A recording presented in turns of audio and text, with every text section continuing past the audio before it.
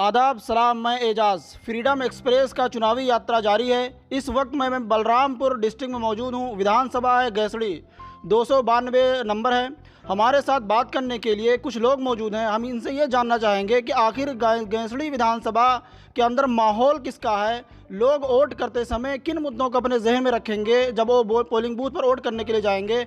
दूसरी चीज़ हम ये भी जानने की कोशिश करेंगे यहाँ पर कि यहाँ किसानों का मुद्दा, जो किसान लगभग 13-14 महीने तक दिल्ली के बॉर्डर पर बैठे थे एमएसपी का मुद्दा लेकर के, और दूसरे मुद्दों तीन काले कानूनों को लेकर के, तो क्या यहाँ ये सारा मुद्दा काम आएगा। एक और चीज़ सबसे बड़ी अहम होगी, क्या यहाँ पर मुसलमान भी ज़्यादा प्रतिशत में मौजूद हैं। लेकिन यहाँ देखने वाली बात होगी कि सीए एनआरसी का जो मुद्दा था, क्या इन लोगों के दिमाग में ये चीज़ें होंगी कि नहीं होंगी। क्योंकि दरअसल बात क्या है कि उत्तर प्रदेश के अंदर योगी सरकार ने तकरीबन 23 मुसलमानों को गोलियों से भून दिया था सीए एनआरसी के आंदोलन के वक्त। लेकिन सबसे पहले हम लोकल मुद्दे को जानना चाहेंगे कि आखिर लोकल मुद्दा होगा या स्टेट का मुद्दा होगा। सर, आपका नाम क्या है? हारून रशीद खान। सर, जब आप वोट करने के लिए जाएंगे तो आगे यहाँ का मुद्दा क्या होगा, लोग जब वोट करने के लिए जाएंगे? देखिए, यहाँ पे गैसड़ी विधानसभा में तमाम चीज़ें हैं। जो लोकल चीज़ें हैं उनमें मेनली आपका विकास है। यहाँ पे मुख्यमंत्री जी बलरामपुर डिस्ट्रिक्ट में 4 विधानसभा है, और यहाँ पे योगी जी मेरे ख्याल से जो विज़िट किए वो 26 बार विज़िट किए हैं। बलरामपुर हेडक्वार्टर, तुलसीपुर और इधर एसटी एरिया में मिला के 26 बार कोई मुख्यमंत्री विज़िट करे और वहाँ पे विकास की हालत ऐसी हो। हमारे यहीं बगल में एक रहरा ग्राम पंचायत है, कस्तूरबा विद्यालय जो होता है, दलित बच्चियों के लिए, पिछड़े बच्चियों के लिए हॉस्टल जो बनता है, वो बहुजन समाज पार्टी की सरकार में 7 से 12 के पीरियड में बना था, और आज तक वो ऑपरेट नहीं हो पाया। सरकार चली गई किन्हीं कारणों से 12 में। उसके बाद से सपा सरकार में पूर्व मंत्री हैं डॉक्टर एस यादव साहब, उनसे सवाल किया गया, पत्रकारों ने सवाल किया, वादा भी किया उन्होंने, 5 साल वो बीता, 5 साल इधर बीत, लेकिन वो वहीं के वहीं है। ऐसे ही बिल्डिंग खड़ी हुई है, आज तक कुछ चला नहीं। मेरा ख्याल है कि कोई भी इन मुद्दों पे नेता जो भी होता है यहाँ पे, वो ध्यान नहीं देता है। दूसरी चीज़, यहाँ पे गठबंधन के जो प्रत्याशी हैं डॉक्टर एस यादव साहब, वो बेरोज़गारी जो है यहाँ पे गैसड़ी विधानसभा में, उसको अलग नज़रिए से लिए हुए हैं। जो युवा है यहाँ का, युवाओं को कुछ प्रेरणा देने के बजाय या नौकरियों की प्रदेश की जो आपकी जो घोषणा पत्र होगा उन पे फोकस करने के बजाय वो 2 नंबर की तरफ खुद ही मंचों से प्रेरित कर रहे हैं। ये बात भविष्य के लिए, युवाओं के लिए बहुत गलत है।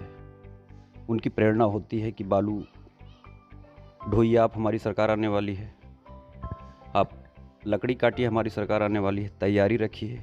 इस तरह की बातें, इन सब बातों पे मतभेद है मेरा, और उसके खिलाफ वोट करूँगा।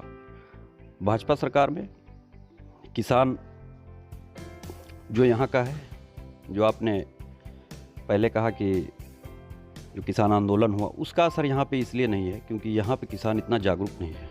लेकिन किसानों के साथ ये तो मसला है कि सांड, खुले जानवर, आवारा पशु घूमते रहते हैं। मैं उसी पे आ रहा था। लेकिन जो डायरेक्ट, जो सामने देखता है, क्योंकि इतना जागरूक नहीं है, पढ़े लिखे नहीं, जो डायरेक्ट देखता है। अब अपने खेतों में जब परेशानी शुरू हुई, छुट्टा जानवर आके जब खेत चलने लगे, लोग रातों में लाठी लेके रात भर जागते रहे अपनी फसलें बचाने के लिए, वहाँ से ये मामला गंभीर है। लेकिन जो आप एमएसपी की बात कर रहे हैं, वो मामला इसीलिए गंभीर नहीं है क्योंकि यहाँ पे किसान जागरूक है ही नहीं। तो अब उसके लिए तो कुछ किया नहीं जा सकता, अब धीरे धीरे जागरूकता आएगी। लेकिन ये मुद्दा गंभीर है, छुट्टा जानवरों का, लोग परेशान हैं, और मेरा अपना ऐसा ख्याल है कि किसान जो है भाजपा के खिलाफ इन मुद्दों पे गैसड़ी में वोट करेगा। लेकिन एक चीज़ आपने किसानों का कि किसान जागरूक नहीं है। यहाँ पर किसान जब अपनी फसल को बेचने के लिए जाते हैं तो तकरीबन मैं ये जानना चाहूँगा कि किस रेट में बेचते हैं। क्योंकि अगर एमएसपी की बात करें तो गेहूँ का जो एमएसपी रेट है 2015 है, 2022 के मुताबिक नहीं। लेकिन जो यहाँ पे लगता है, मंडियों में जो कांटा लगता है सरकारी, वो इस तरीके का यहाँ पे मैनिपुलेशन इतना होता है कि हर किसान नहीं बेच पाता है, कुछ ही किसान, बिचौलिए पूरी तौर से होते हैं। बिचौलिए पूरी तरह से होते हैं। और दूसरी चीज़, जब फसलें कटती हैं तो पहले से इतना कर्ज में लदे हुए होते हैं कि वो इंतज़ार नहीं कर सकते कि हम किसी भी तरीके से तौलवाएं और उसका पेमेंट का इंतज़ार करें, इन सब चीज़ों में बहुत बाधाएं रहती हैं। तो इसी वजह से मजबूरी में वो अपना खाद लेने के लिए, गेहूं बोने के लिए वो फ़ौरन जो है जो भी रेट मिलता है उसको 1000, 1100, 1200 वो उसमें बेच देता है। तो ये मजबूरी का फ़ायदा बिचौलिए भी उठाते हैं, जो और लोग ख़रीदार हैं वो उठाते हैं। तो उसका तो तरीका यही है कि सरकार कोई भी हो, मंडी जब भी खुले तो पूरी तरह से उसका जो संचालन है वो बहुत ही अच्छा होना चाहिए, ताकि जो है वो अपने सही दामों पे अपनी फसलें बेच सकें। बिल्कुल इसी इन चीज़ों को लेकर के किसान बिल्कुल धरने पे थे कि बिचौलियों का जो पूरा उसमें दखल होता है वो सारी चीज़ें ख़त्म हो सके। लेकिन आपने जिस तरह से कहा एसपी यादव जो समाजवादी से कैंडिडेट हैं उनकी सारी चीज़ें आपने बयान की, भाजपा से यहाँ से विधायक हैं, वो जाहिर सी बात है वो भी लड़ाई में होंगे। तो क्या आपको लगता है कि यहाँ लड़ाई 2 लोगों के बीच में होगी या 3 लोगों के बीच में होगी? क्योंकि अलाउद्दीन जो यहाँ से बीएसपी के कैंडिडेट हैं वो मात्र 2000 समथिंग वोटों से हारे थे। तो क्या लगता है वो लड़ाई में इस बार होंगे? बिल्कुल लड़ाई में है और त्रिकोणीय लड़ाई होगी, कुछ भी हो सकता है यहाँ पे। त्रिकोणीय लड़ाई है, मात्र 2000 वोटों से हारे थे और दोनों प्रत्याशियों का विरोध अच्छा खासा है यहाँ पे गैसड़ी विधानसभा में।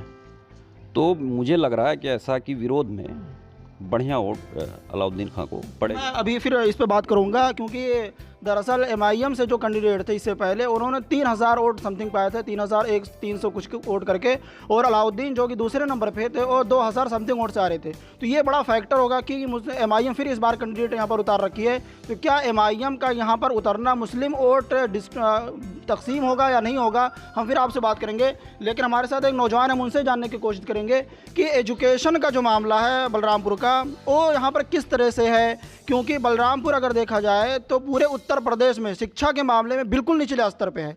तो सर आप अपना नाम पहले बताएं और उसके बाद बताएं कि क्या यहाँ पर लगता है कि शिक्षा के लिए कुछ काम हो रहा है या जो भी सरकारें आएंगी वो कुछ करेंगी?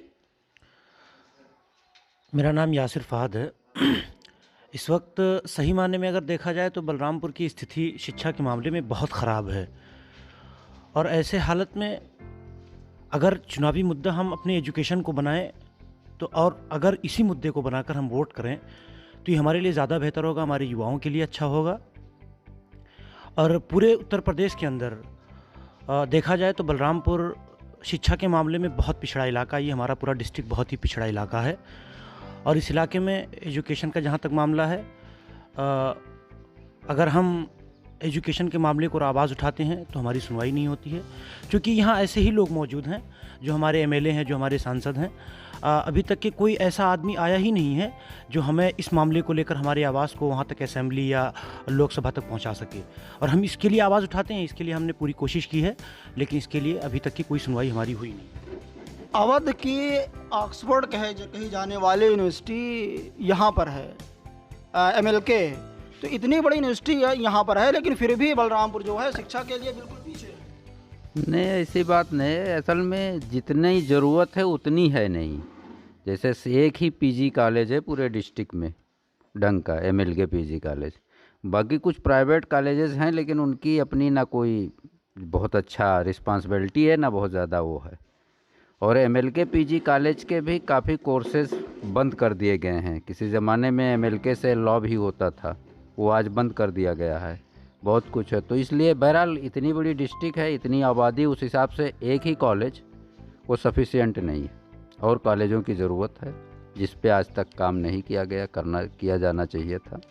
यहाँ इस एरिया के जितने भी विधायक होते हैं या MLA होते हैं, MP होते हैं, तो क्या शिक्षा के मामले बिल्कुल गायब ही होते हैं? हाँ, तो ये कमी मैं नहीं मानूंगा कि यहाँ की नेताओं का, मैं यहाँ की जनता की कमी मानता हूँ। न जनता की कमी आप किस हिसाब से मानते हैं? क्योंकि अगर जब तक सरकार की तरफ से यहाँ पर स्टार्टिंग नहीं की जाएगी, जब जनता अपनी वोट जाति और धर्म के नाम पे करेगी तो नेता को क्या ज़रूरत है किसी विधायक और सांसद को स्कूल, कॉलेज या सड़क पे बनवाने की या सड़क के लिए मेहनत करने की? बिल्कुल आपने यहाँ पर जो आपने बात की जाति समीकरण की, हम वेस्टर्न यूपी में जब थे तो वहाँ पर देखा हमने मुस्लिम और जाट का फैक्टर था। इससे पहले 2017 के इलेक्शन में जाट पूरी तरह से बीजेपी की तरफ थे, तो इसकी वजह से बीजेपी वहाँ बिल्कुल बहुमत में थी। लेकिन इस बार देखा ये गया कि वहाँ पर जाट जो है समाजवादी या गठबंधन की तरफ आते हुए नज़र आ रहे हैं। आगे क्या मामला हो तो 10 तारीख के बाद ही पता चलेगा। लेकिन फ़िलहाल जो देखने को मिल रहा था कि वो गठबंधन की तरफ लोग थे। लेकिन ये इस पूर्वांचल वाले एरिया में क्या जातीय समीकरण काम आएगा या यहाँ के लोग किन मुद्दों पर वोट करेंगे? कुछ हद तक जाति फैक्टर भी चलेगा और कुछ हद तक जो है यहाँ कम्युनलिज्म भी चलेगा, धर्म का फैक्टर भी चलेगा, हिंदू मुस्लिम कार्ड भी। यहाँ के कुछ नेता शुरू भी कर चुके हैं कि अगर जो हिंदू बीजेपी को वोट नहीं करेगा वो अपना DNA टेस्ट करा देगा। हाँ हाँ, कर रहे हैं और चलेगा भी। पहले से भी ये क्षेत्र काफ़ी कम्युनल रहा है और इस बार भी है और ये चलेगा। यह है, कुछ जात फैक्टर भी चलेगा और कुछ लोकल मुद्दे और जो प्रत्याशियों के अपने स्टैंड्स हैं ये भी काफ़ी ज़्यादा जो है काउंट होंगे। और हम लोगों से जानने की कोशिश करेंगे कि हाँ, जो MIM है पूरे उत्तर प्रदेश के अंदर जगह जगह नारा लगा रही है कि हमें लीडरशिप चाहिए। हर कोई मुसलमानों को बिल्कुल साइड करते हुए जा रहा है, मुसलमानों को कोई सुन नहीं रहा है। तो क्या लगता है आपको कि मुसलमान जो है वो ऐसे कि इन बातों पर ध्यान देंगे? मुझे नहीं लगता इतना ज़्यादा ध्यान देने वाले हैं, क्योंकि जिस तरह से शुरुआती दौर में जब ये 2022 का चुनाव शुरू हुआ था तो एक समय राष्ट्रीय उलमा कौंसिल और पीस पार्टी और भीम आर्मी का एक गठबंधन कुछ समय तक धीरे धीरे अपनी क़यादत को उभारने की कोशिश कर रहे थे लोग। लेकिन अभी कुछ ही दिन पहले ओवैसी साहब ने जिस तरह से सारी पार्टियों को अपने साथ लेकर काम करना शुरू किया है, तो लगता है कि कहीं ना कहीं थोड़ा सा इनके अंदर कुछ उभारेंगे अपने आप को। और सही है, कुछ गलत नहीं है कि अगर वो इस तरह से अपना चुनाव लड़ रहे हैं, अपनी क़यादत खड़ी करने की कोशिश करते हैं, तो ये कहीं ना कहीं गलत नहीं है। लेकिन उनको तो वोट कटवा बोला जा रहा है। तो बोलने के लिए तो बहुत कुछ बोला जाता है। ओवैसी साहब 2019 के चुनाव में थे नहीं यहाँ पर, लेकिन फिर भी जो हालत हुई यहाँ पर, जो गठबंधन पार्टियाँ चुनाव लड़ रही थी, कांग्रेस लड़ रही थी या सपा लड़ रही थी, बसपा लड़ रही थी, सारी पार्टियों की जो हालत हुई थी वो सबको दिखा। 2019 के चुनाव में थे नहीं, तब भी वो चुनाव जो है पूरी तरीके से जाति और धर्म को मुद्दे बनाकर चुनाव लड़े गए थे। हिंदू और मुस्लिम का मुद्दा बनाया गया था। अब 2022 का चुनाव है और इस वक्त भी समीकरण यही दिख रहा है पूरी तरीके से। जो खासकर हमारे डिस्ट्रिक्ट का जो मामला है, इसमें भी उतरौला और अपने गैसड़ी विधानसभा में जिस तरह से दोनों विधानसभा में MIM ने अपने कैंडिडेट उतारे हैं, तो वहाँ ऐसा लग रहा है कि उसका कहीं ना कहीं नुकसान उठाना पड़ेगा। लेकिन अब नुकसान इतना ज़्यादा ना उठाना पड़े कि यहाँ पर फिर से वही हिंदू और मुस्लिम का समीकरण बन जाए। हम उम्मीद करेंगे कि ऐसा ज़्यादा कुछ ना हो। सर, मैं आपसे ये जानने की कोशिश करूँगा कि जो योगी आदित्यनाथ का नारा था 80% वर्सेस 20% कि, तो मैं ये जानने की कोशिश करूँगा कि यहाँ का हिंदू का क्या मोड़ है? नहीं, मिक्स है, ऐसा कुछ नहीं है कि पूरी तरह से जातियों का जो तालमेल है या जिस तरीके से बिठा के चुनाव लड़ा जाता है उसी पे चुनाव चल रहा है। बहुत ज़्यादा धार्मिक मुद्दों पे, मैं अपने गैसड़ी की बात कर रहा हूँ, यहाँ पे बहुत धार्मिक मुद्दों पे बात नहीं हो रही है और ना ही चुनाव चल रहा है।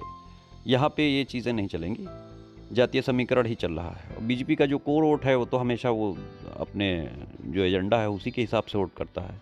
लेकिन वैसे अभी ये मुद्दा इस टाइप का गर्म नहीं है यहाँ पे गैसड़ी में। लेकिन क्या आपको लगता है कि ये जो कहीं हम जब जाते हैं ग्राउंड पे तो देखते हैं कि लोग कह रहे हैं कि भाजपा सरकार ने हमें राशन दिए, भाजपा सरकार हमें नमक दे रही है, भाजपा सरकार हमें तेल दे रही है, तो ये सारी चीज़ें हमें मुफ्त में दे रही है, तो क्या ये चीज़ें लोगों के जहन में होगी? देखिए, अशिक्षित लोग हैं, मुफ्त की कोई चीज़ जो है किसको अच्छी नहीं लगती है। मुफ्त की पा जाते हैं, लेकिन दूरदर्शी नहीं है, वो समझ नहीं पाते हैं कि आप ही का पैसा लेके आप ही को दिया जा रहा है। तमाम चीज़ों को महंगा कर दिया गया, डीजल महंगा कर दिया गया, और जो खाने पीने की चीज़ें, आपका सिलेंडर महंगा हुआ, तमाम चीज़ें महंगा किया गया। आप ही के जेब से, एक जेब से लिया जा रहा है, दूसरी जेब से दिया जा रहा है। अब वो फ्री में खुश हैं क्योंकि उनको जोड़ घटाव नहीं आता है, दूरदर्शी नहीं है। तो काफ़ी हद तक कुछ लोग हो सकता है संतुष्ट हो सकता है इस मुद्दे पे काफ़ी लोग वोट भी कर दें। बिल्कुल, ये लोग ध्यान नहीं देते हैं। अगर देखा जाए तो लोगों के खेतों में जो खुले जानवर, आवारा पशु घूमते हैं, जितना वो राशन दे रहे हैं उससे ज़्यादा वो आवारा पशु खा लेते हैं। और आखिर में हम आपसे ये जानने की कोशिश करेंगे कि जैसे मैंने कहा कि यहाँ पर जो MIM के कैंडिडेट थे, इससे पहले इलेक्शन में 2303 वोट समथिंग उन्होंने हासिल किया था, 3300 समथिंग, और यहाँ से जो BSP के कैंडिडेट थे और 2000 समथिंग वोट से आ रहे थे।